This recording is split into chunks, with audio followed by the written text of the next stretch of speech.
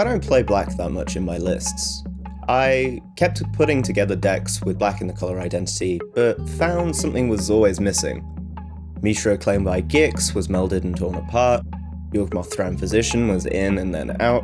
I just couldn't find a deck list that stuck, despite liking a lot of the individual cards I was including. I wanted a deck that included some of these pieces, and after looking at some Grixis commanders, still nothing mechanically was scratching that itch. Universes Beyond Doctor Who brought us a lot of really interesting card designs, with a lot of possibilities for building. Among these were an absolute heap of new legendaries, and a fun new partner mechanic thanks to Doctor's Companion. After seeing the Ninth Doctor, and his ability of giving an additional upkeep on untap, my brewer's brain kicked in, and I started wondering how this could be used, and severely abused. The Ninth Doctor is a 2/4 with haste for Izzet and generic, with the ability Into the TARDIS, granting you an additional upkeep if he untaps during your untap step. But, returning to my initial conundrum, the only Doctor's Companion in black was Vizsla Turlo, and he doesn't really do anything with the Ninth Doctor due to his trigger being on end step. I hadn't yet seen Clara Oswald, but then I did. Her ability to be whatever colour identity you chose, as well as duplicate the Doctor's triggers, was perfect.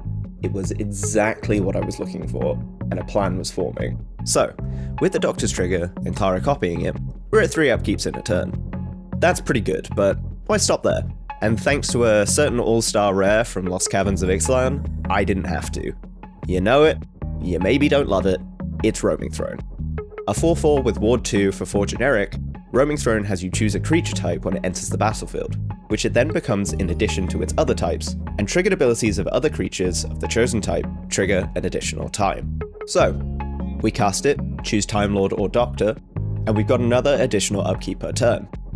I don't love Roaming Throne, I think it's a bit too broad as a card and would avoid putting it in a lot of lists for this reason, but here it facilitates some more upkeep-based hilarity, so I'll let myself off. We've made it to 4. So what's next? How about 8? Our next addition is Sphinx of the Second Sun, a 6/6 flyer for 6 generic and 2 blue, with the ability, at the beginning of your post-combat main phase, you get an additional beginning phase after this phase. The beginning phase includes the untap, upkeep, and draw steps.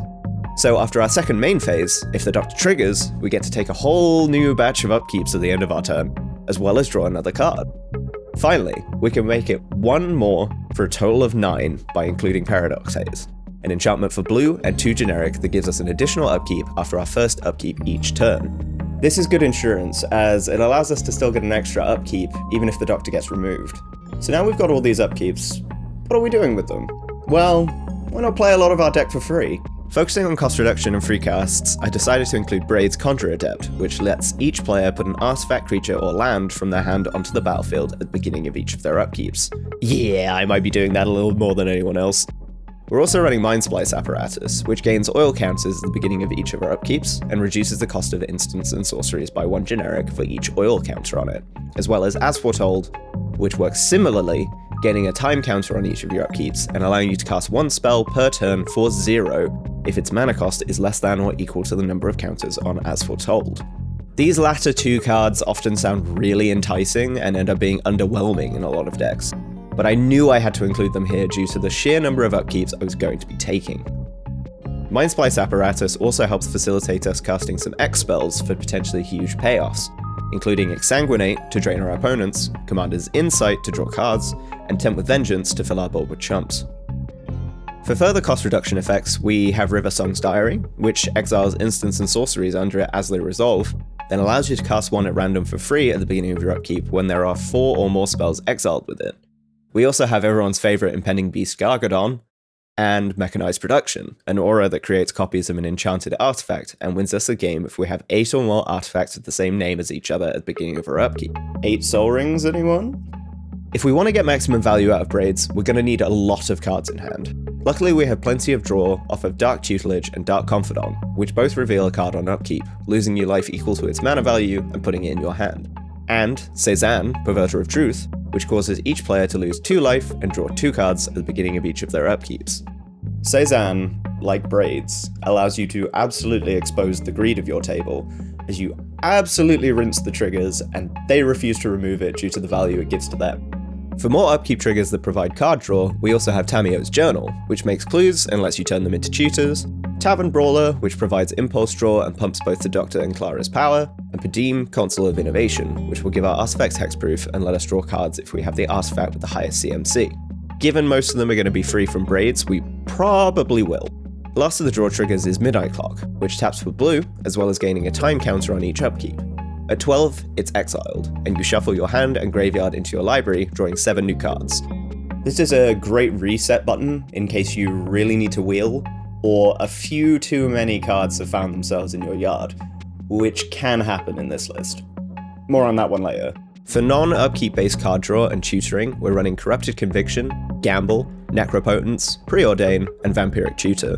We're also running Scion of Philaster, which will apply to both the Ninth Doctor and Clara and let us fill our graveyard, as well as Alhammarret's Archive, which doubles our life gain and card draw outside of our first draw in our draw step, which is a lot. The life gain is really going to help with boosting the gain from some other cards in our list, as well as hopefully keeping us alive as we churn through our deck. So with a lot of card draw putting cards into our graveyard, how are we getting them back out?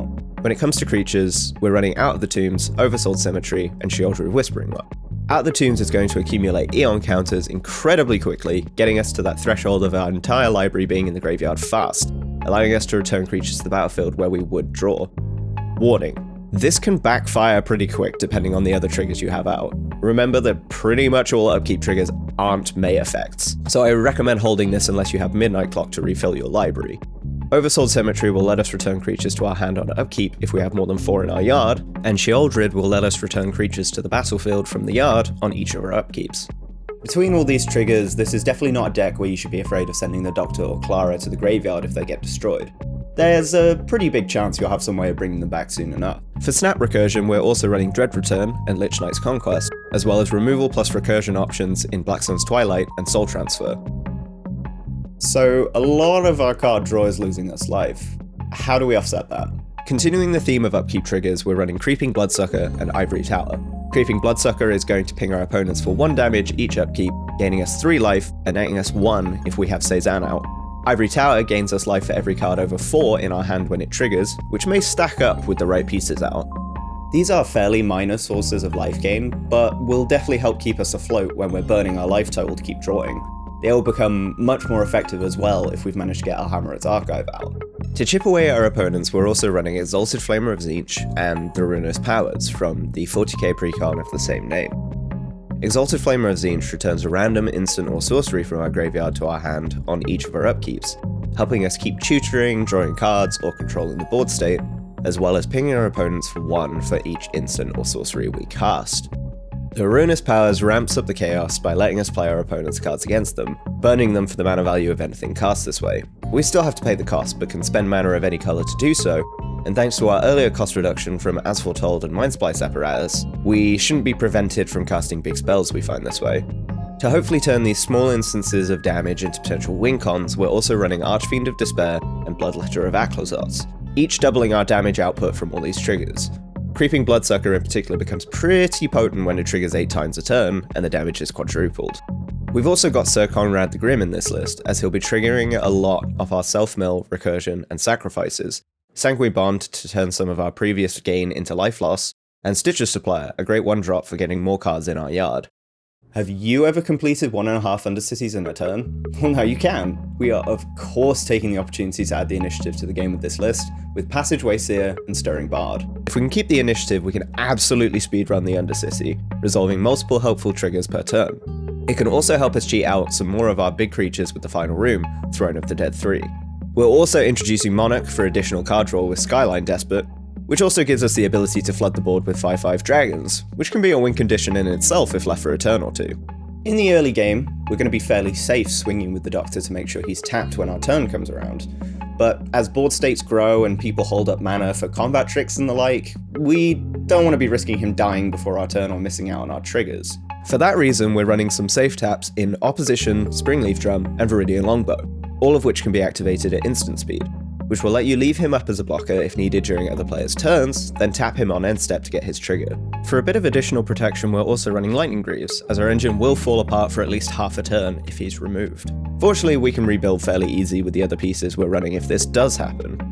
To help us keep our opponents in check, we're running Feed the Swarm, Deadly Rollick, Abrade, Curse of the Swine, and of course, Counterspell. The main purpose of this deck is purely to outvalue our opponents once our engine is up and running, but with a couple pieces of efficient removal we can help buy ourselves some extra time, or prevent other players from actually making us reckon with the consequences of our actions. In terms of colour ramp, we're running Lotus Blossom, which will quickly accumulate counters for a big mana trade-off, as well as Arcane Signet and the 3 talismans in Grixis: Creativity, Dominance, and Indulgence. We're also running Soul Ring and Thought Vessel, as we're going to benefit a lot from no maximum hand size. The last bit of ramp is another upkeep trigger, and that's Replicating Ring. Replicating Ring is a 3-cost start effect that taps for any colour, which we put a night counter on at the beginning of each of our upkeeps. Once it gets to 8 night counters, they are removed, and we create 8 token artifacts called Replicated Ring, which each tap for a mana of any colour. We should be able to get to this threshold fairly easily, and it can win us the game if we have Mechanized Production out. We're only running 8 pieces of ramp despite there being a lot of higher cost cards in this list, but we really just need to get the Doctor and a cost reduction piece out, and we'll start snowballing with our sweet, sweet tax evasion. I'm running 36 lands in this list. It's by no means a perfect mana base, but it works. We are definitely skewing black, making up around 50% of the pips in our list, with red and blue being about 20 and 30% respectively. Keen on basics are Haunted Ridge, Sunken Hollow, and Underground River, as well as Reliquary Tower, Rogue's Passage, and Transalore Clock Tower, providing us another library reset akin to Midnight Clock. I find that mana bases are very changeable, so I'm not going to go super in depth here, but feel free to check out what I'm running in the full list, which I'll include a link to in the description. Whatever you're running in your version, as long as it's proportional and there's enough mana being produced, you should be alright. Don't forget the goldfish though. I'm incredibly happy with this list. It is a beautiful work of turbo jank that seems to inspire awe at the table as soon as it gets going, and it's truly mechanically unique among the other lists in my rotation. If you were to put this together yourself, it would come to $230.72 by MTG Goldfish's paper pricer. But you could definitely bring that price down by swapping out some of the big ticket items like Vampiric Tutor, Deadly Rollick, and Necropotence without sacrificing any upkeep triggers. I really hope that you give it a go. Apologies in advance to your pods. And obviously, if you make any changes, I'd love to hear what they are. Thank you as always for watching, and if you give me a +1/+1 and like and subscribe, I'll go infinite with Heliod. See you next time.